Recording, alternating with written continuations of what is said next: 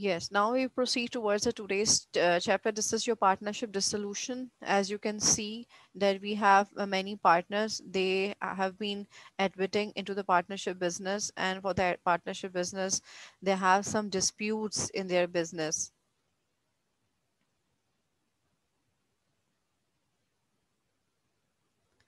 Now, for the disputes, they must resolve their disputes by calculating their equal amounts of capitals and make them solvent and insolvent.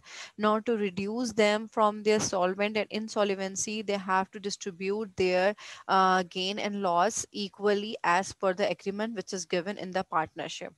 So let's proceed towards your bookish question in the today's class. I would like to share with you. We have already done the definition of dissolution. This is the another point of view that we want to focus over here, that it can be occurred due to the bankruptcy. Okay, so let's solve towards your bookish question. This is on your book page number. I think 215. This is your past paper question. Okay, hope so. The screen is very much clear to you all.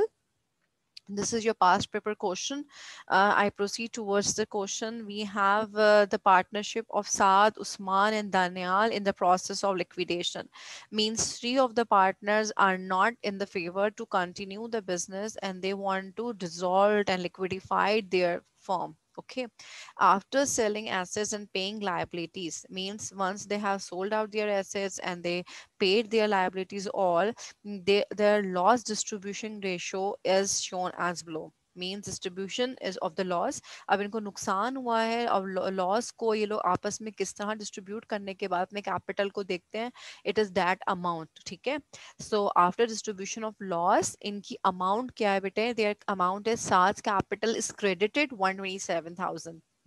हमारे पास usually capital का जो balance होता है वो credited balance होता है. जो credit balance of the partners होता है that shows that partner is a solvent partner. Okay, and having the sufficient cash balance. Okay, wait please. Arises, and for the loss on liquidation, what we have to do, we have to follow the capital's value of the partner. SARS capital is credited. It means credit balance capital का सही होता है. ठीक है, हमारे पास usually capital का जो balance होता है वो क्रेडिट में ही होता है. Capital when increases it will be credited. Then we have Usman's capital. Usman's capital is debit. It is 26,000. It means here the capital of Usman is decreasing with 26,000. It is your debit balance. ठीक है, debit balance of Usman. सो ये हमारे पास सही नहीं है. Daniyal balance is again, Daniyal balance is credit with 41,000. It's okay. Capital when increases, it will be credited. Now, your required part. First part is determine the amount of cash available. You have to calculate the available cash. Okay. How we can calculate the available cash. जो दोनों credit वाले हैं उनको add कर देंगे और debit को minus कर देंगे. 127 प्लस 41,000. ठीक है, हमारे पास अगर इसकी मैं हॉरिजॉन्टल वर्किंग आप लोग को शो करके दिखाऊं तो 127,000 एंड देन प्लस, क्योंकि जो पहले क्रेडिट वाले हैं मैं उनको ऐड कर रही हूँ, and then minus debited one 26,000 is equals to 42,000. ये आपके पास हॉरिजॉन्टल वर्किंग आ गई. It means that this is the amount of cash available. Okay, this is the amount of cash availability in the firm. Currently firm के पास इतना cash मौजूद है. कितना है? 142,000 है. जिसमें आपके पास जो कैश में क्रेडिट जर्नल एंट्री बनेगी, जो कैश डेबिट कैपिटल क्रेडिट्स होंगे, वो सिर्फ दानियाल और साथ जो हैं वो सॉल्वेंट पार्टनर्स हैं. उस्मान आपके पास इस वक्त करंटली डेबिट बैलेंस के साथ इनसॉल्वेंट शो हो रहा है. Now what you have to do, उन्होंने पार्ट बी में आपको बोला है record or give journal entries in both the cases when Saad and Danial assuming debt. अब साद और दानियाल अज्यूम कर रहे हैं कि उस्मान पहले केस में सॉल्वेंट की जर्नल एंट्री बनेगी और दूसरे केस में इनसॉल्वेंट की जर्नल एंट्री बनेगी. ठीक है, अगर उस्मान सॉल्वेंट होगा तो अपनी डेफिशिएंसी खुद से फुलफिल करेगा. ठीक है, मैं दोबारा रिपीट कर रही हूँ. When Usman is solvent it means he has sufficient cash balance. जब भी हम सॉल्वेंट की बात करते हैं, I would like to again mention over here, जो आपका सॉल्वेंट पार्टनर होता है, your solvent partner is equal to sufficient cash, उसके पास अपना कैश मौजूद है। अच्छा, जब हमारे पास उस्मान के पास अपने पैसे मौजूद होंगे, वो सॉल्वेंट होगा, तो डेफिनेटली वो जर्नल एंट्री क्या बनाएगा, cash debit and wait and Usman capital credit, ये जनरल एंट्री बनेगी। क्योंकि जब उसके पास सफिशिएंट कैश होगा तो हमेशा सफिशिएंट कैश में हमारे पास जनरल एंट्री बनती है Usman debit, sorry cash debit Usman capital credit. और अगर मैं इसको इनसफिशिएंट बोल दूं यानी इनसॉल्वेंट बोल दूं तो क्या होगा जनाब, वो एंट्री भी देख लीजिए। अगर ये इनसॉल्वेंट पार्टनर होगा तो क्या होगा, insolvent means insufficient.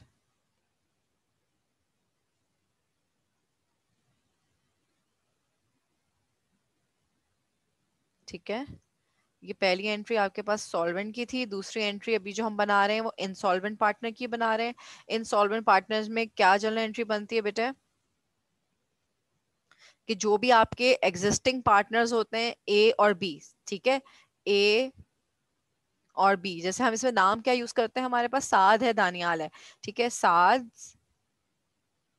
Capital debit, ठीक है, सात का कैपिटल वेट ऊपर चला गया है, सात का कैपिटल एंड देन दानियाल, सात और दानियाल ये दो लोग हैं जो कि इसको अमाउंट पे करेंगे, ठीक है, और देंगे किसको, सात और दानियाल, उस्मान को। क्लियर।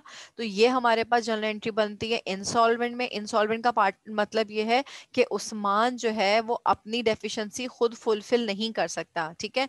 सॉल्वेंट पार्टनर क्या करता है, कैन फुलफिल द डेफिशिएंसी। हमारे पास, मैं आपको दोनों केसेस को सेपरेट कर दूं, ये केस सेपरेट हो गया। पहला केस है आपके पास सॉल्वेंट पार्टनर का, solvent partner is equal to a sufficient partner, उसके पास सफिशिएंट कैश अवेलेबल होता है टू फुलफिल द डेफिशिएंसी, ठीक है, उसके पास सफिशिएंट कैश अवेलेबल होता है, क्यों, टू मीट द डेफिशिएंसी और टू फुलफिल द डेफिशिएंसी।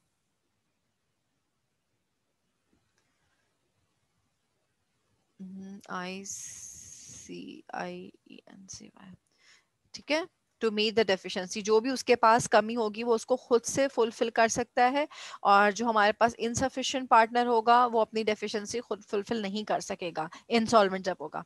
अब जब इंसॉल्वेंट का केस आया तो हमारे पास जो इंसॉल्वेंट पार्टनर है, अगर वो इंसॉल्वेंट है, सेकंड केस में उस्मान इंसॉल्वेंट लिखना है, इसका मतलब उसके पास वो इनसफिशिएंट पार्टनर है और उसके पास अपनी डेफिशिएंसी मीट करने के पैसे नहीं है, ठीक है, can not meet his deficiency,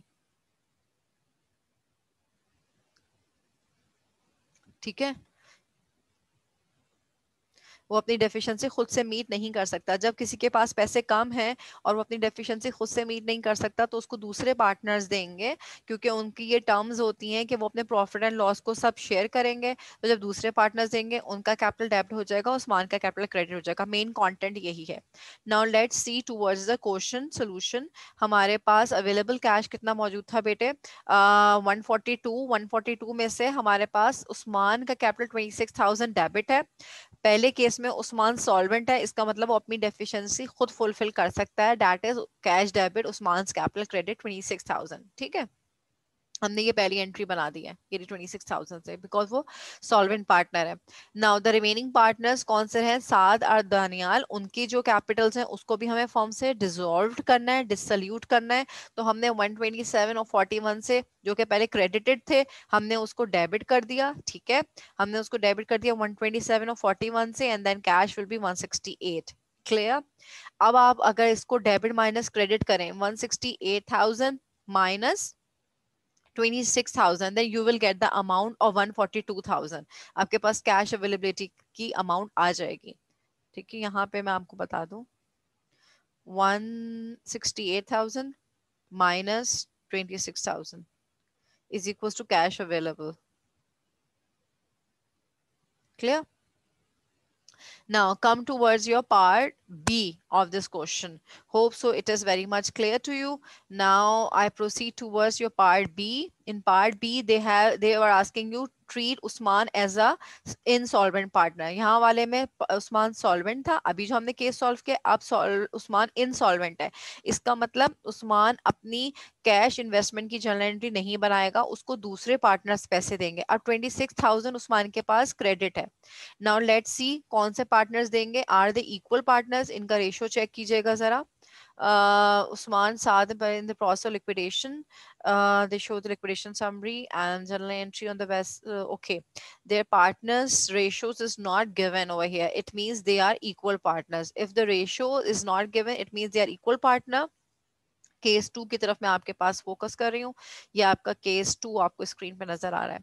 26,000 Usman को हमें देने थे, क्रेडिट करना है क्योंकि वो इंसफिशिएंट पार्टनर है, और साद और दनियाल उसको इक्वली अपने पास से कैश डिस्ट्रीब्यूट कर रहे हैं. क्लियर? तो 26,000 को डिवाइडेड बाय 2 कर देंगे because two partners are, yes, you can write it down, multiply by 1 divided by 2 and then you will get the answer 13,000. अब ये वर्किंग में आपने शो करना है इसको. ठीक है, वर्किंग किस तरह शो करेंगे? वर्किंग, ठीक है, ये आपने लिखा है कि मिस्टर साद ने कितने पैसे दिए हैं, and the same you have to do with the mister Usman also, sorry Daniyal also. यहाँ नीचे आप दानियाल का भी लिख दीजिएगा. The same working you have to show for Daniyal.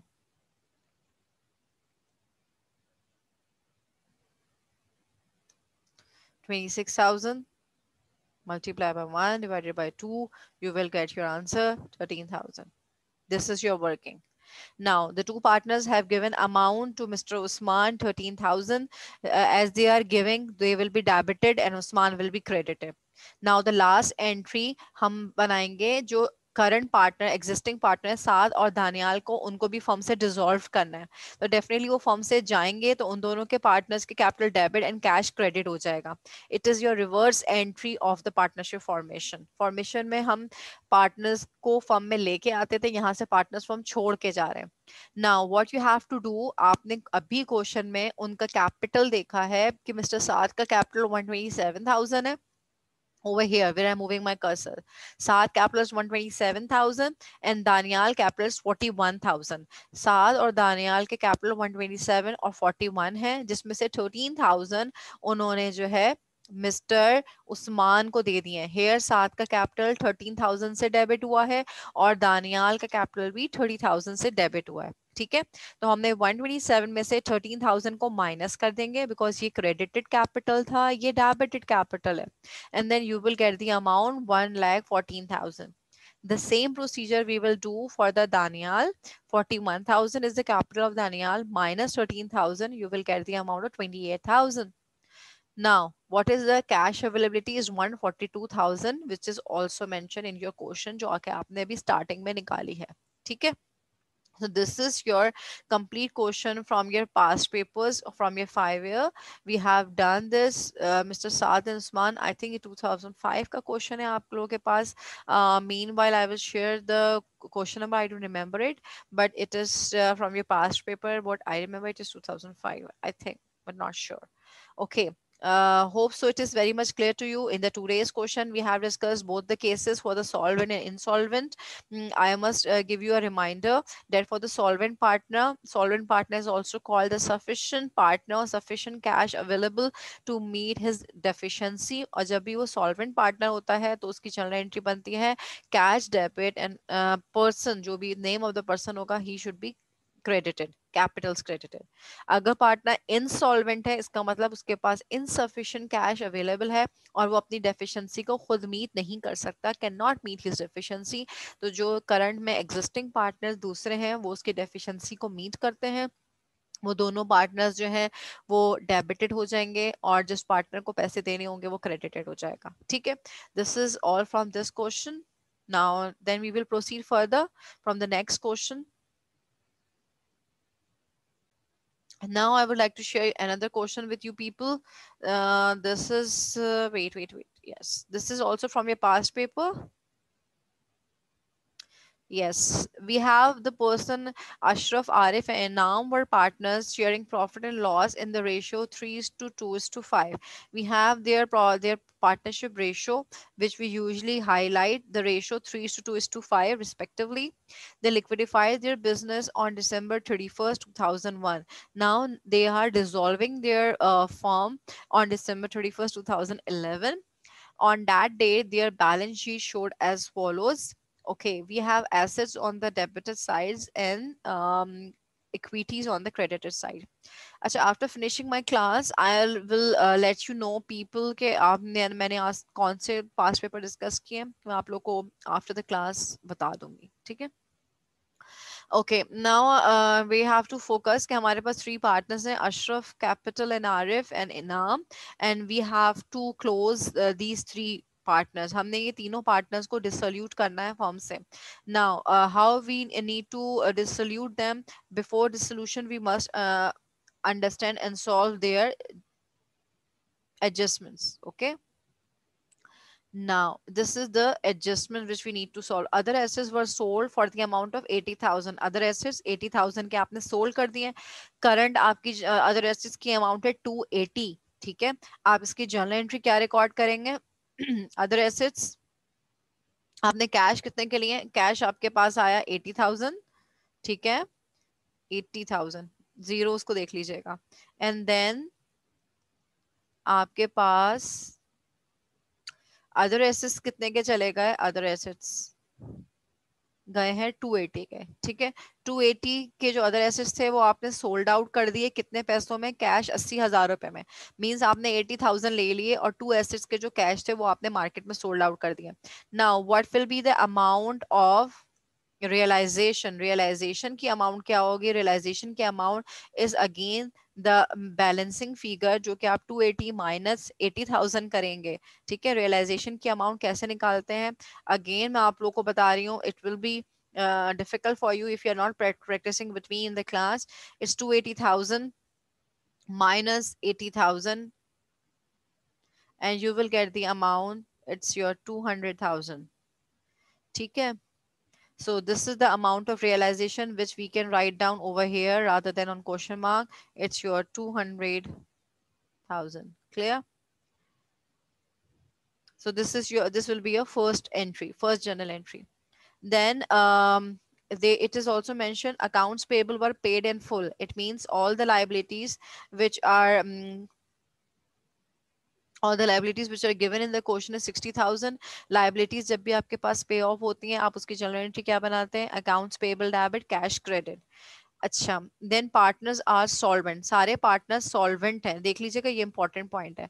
All the partners are solvent. सारे पार्टनर्स सॉल्वेंट है एक्सेप्ट इनाम. इनाम भाई जो है वो इनसॉल्वेंट है.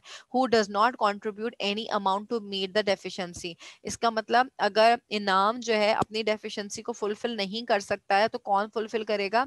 उसके दूसरे पार्टनर्स उसकी उस डेफिशिएंसी को फुलफिल करेंगे. All available cash is distributed among the partners. जितना भी कैश अवेलेबल है वो पार्टनर्स को डिस्ट्रीब्यूट कर दिया जाएगा. Now come towards the solution. हमारे पास जो भी हमने फर्स्ट एंट्री बनाई थी स्क्रीन पे आप लोगों के साथ, वो बनाई थी cash debit 80,000 and other assets from the amount of 280. The realization amount is on the debited side. जब हम इसका टी अकाउंट बनाएंगे तो आपके पास बैलेंस सीडी आएगा आपके you can say credited side पे. Whenever you have balance CD on the credited side, it will be a loss on realization. ठीक है, क्योंकि कोई और जर्नल एंट्री मौजूद नहीं है. आपने क्या करना है? सिंपल सा एक टी अकाउंट बनाना है. ठीक है, इसके यहाँ पे आपने अपने रियलाइजेशन की वैल्यू आएगी बैलेंस सीडी की. या 200,000 will be on the debited side. यहाँ पे आप 200,000 लिखेंगे अपने पास. ठीक है, और बैलेंस सीडी आपके पास आएगा आपके क्रेडिटेड साइड पे which is loss on realisation. ठीक है, देन नेक्स्ट एंट्री आपने अकाउंट्स पेबल की रिकॉर्ड की है and your accounts payable will be 60,000 debit and cash credited. Now what you have to do, आपने देखना है कि लॉस ऑन रियलाइजेशन 200 की जर्नल एंट्री क्या बनेगी. लॉस ऑन रियलाइजेशन की जर्नल एंट्री कैसे रिकॉर्ड करते हैं बेटे? हमारे पास all the capitals partners capital will be debited and loss on realization will be credited. We have done this many times in previous lectures also. Now 200,000, how we have to show their working? 200,000 की मैं working कैसे show करूंगी? आपने please ये बात याद रखनी है कि आपने लॉस ऑन रियलाइजेशन की वर्किंग को सेपरेट शो करना है, ठीक है। सिर्फ उसके आगे ब्रैकेट में आपने इसका फ्रैक्शन शो नहीं करना, इंडिविजुअली आपने प्लीज उसको शो करना है कि आपके पास पार्टनर्स कौन कौन से हैं। एक है आपके पास पार्टनर अशरफ, ठीक है। देन आपके पास नेक्स्ट पार्टनर है आरिफ, एंड देन उसके बाद आपके पास पार्टनर है Inam. Okay, now to calculate the Ashraf, आपके पास लॉस की अमाउंट कितनी थी? 200,000, ठीक है। देन मल्टीप्लाई बाय 200,000 को आप मल्टीप्लाई करेंगे किस अमाउंट से? By the fraction, by the ratio of Ashraf. Ashraf का रेशियो क्वेश्चन में कितना गिवन था? टॉप पे जाके देखिए, अभी हमने इसको हाईलाइट किया था, 3:2:5। इट मीन अशरफ का रेशियो 3 है, आरिफ का ratio 2 and Inam ratio 5। We have to multiply by 3 then divided by 5। Same you will do with the Arif, 200,000 multiply by 2 and then divided by 5. You people can also check my question side by side. If I'm making any mistakes, you can rectify me. It's my pleasure that my students are really taking good interest. Wait, sum of ratio 5 nahi hoga. Sum of ratio will be 10. Why I'm writing 5? Wait. Huh. It's 5/10. Yes. This is the ratio which we have to show the working of all the partners. Sorry for this, यहाँ पे मैं 5 लिख रही थी, 10 है। Sum of ratios 3 + 2 + 5 is 10. Okay, now what you have to do, you have to apply this working separately also in the working column, और आपने यहाँ भी इसको ब्रैकेट में भी शो करना है। Okay, wait for a while please. What we have to do, as we have find out कि हमारे पास जितने भी पार्टनर्स हैं उनकी डेफिशिएंसी आपने कैलकुलेट कर ली है। हमारे पास डेफिशिएंट पार्टनर इस वक्त कौन मौजूद थे? मिस्टर इनाम डेफिशिएंट पार्टनर थे, जिनके पास 20,000 की कमी थी और उनकी डेफिशिएंसी को फुलफिल किया था हमारे पास दो पार्टनर्स ने। और वो दो पार्टनर्स हमारे पास कौन थे? Mister Ashraf and mister Arif, जिन्होंने 20,000 multiply by 3 and divided by 5 किया था। Wait, I don't know screen पे क्यों नहीं आ रहा। ओके फाइन, जिन्होंने इसकी डेफिशिएंसी को मीट किया था। देन मिस्टर आरिफ ने 20,000 इंटू 2/5 मिस्टर इनाम की डेफिशिएंसी को मीट किया। लास्ट एंट्री हम अशरफ के कैपिटल एंड आरिफ के कैपिटल क्यों बनाएंगे? Because they are liquidifying and dissolving from the firm. जब लिक्विडिफिकेशन की बात आती है, इट मीन्स हमने क्वेश्चन के जो अवेलेबल कैपिटल होता है, जो मिस्टर अशरफ का इस वक्त आपको स्क्रीन पे नजर आ रहा है 90,000 क्वेश्चन का कैपिटल है, माइनस किया है हमने 60,000 जो कि आपके पास लॉस थर्ड एंट्री में जो मिस्टर अशरफ का कैपिटल डेबिट हुआ है, इसलिए मैंने उसको माइनस किया क्योंकि कैपिटल डेबिट था अशरफ का। देन फोर्थ एंट्री में दोबारा से अशरफ का कैपिटल डेबिट हुआ है 12,000 से। That's why the remaining amount जो कि मिस्टर अशरफ के पास मौजूद है वो 18,000 है। साइमल्टेनियसली मिस्टर आरिफ का कैपिटल क्वेश्चन में मौजूद है 70,000। थर्ड एंट्री में आरिफ का कैपिटल हमने 40,000 से डेबिट किया, डेट्स हमने माइनस किया 40,000 को। क्वेश्चन ट्रांजेक्शन नंबर 4 में हमने दोबारा से आरिफ के कैपिटल को माइनस किया है 8,000 से, क्योंकि उसने इनाम की डेफिशिएंसी फुलफिल की थी। हमारे पास आया 22,000। This is the closing amount which we have calculated. Kindly आप लोग यहाँ भी ब्रैकेट में इसके आगे शो कीजिएगा सेम वर्किंग। एंड नाउ ये आपके पास 18 एंड 22,000 है जो कि आपके पास अवेलेबल कैश मौजूद है, जो कि आपके पास डेफिशिएंट कैश है, जिससे जो फर्म से कैश जा रहा है वो 40,000 है।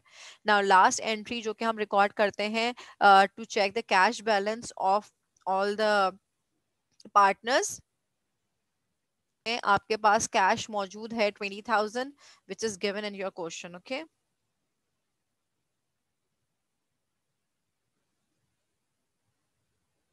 Wait for a while please.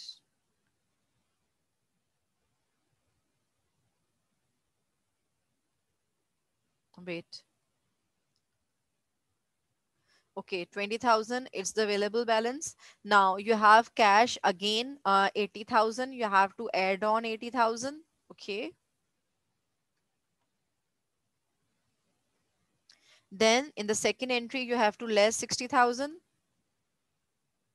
and then in the third entry no cash, in the fourth entry no cash, and then you have to find out the answer. Okay, so is my answer is correct? You have 80,000 and 20,000 as your 1 lakh minus 60,000, your answer is 40,000. It means you have done your verification for the partnership dissolution. This is the last entry which we are doing the verification of the question कि हमारे पास question की verification करेक्टिफाई हो गई है, जिसमें हम अपने cash balance को ऐड और लेस करते हैं। ठीक है, कैश बैलेंस की कैलकुलेशंस होती है। ये सबसे पहले आपके पास क्वेश्चन का बैलेंस होता है, ठीक है, एंड देन उसके बाद ट्रांजेक्शन में जितने भी आपके पास ऐड या लेस होता है आप उसको देखते हैं। ठीक है, एंड देन अप्लाई ट्रांजेक्शन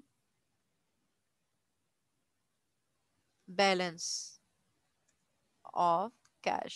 ठीक है, ये आपकी वेरिफिकेशन का प्रोसीजर है। क्वेश्चन में इसके इस वक्त आपके पास डेबिट बैलेंस था कैश का 20,000, देन अगेन फर्स्ट ट्रांजेक्शन में हमारे पास कैश 80,000 से डेबिट हुआ है। यहाँ मैं कर्सर मूव कर रही हूँ, ठीक है, एंड देन उसके बाद आपके पास कैश सेकेंड ट्रांजेक्शन में कैश क्रेडिट हुआ है 60,000 से।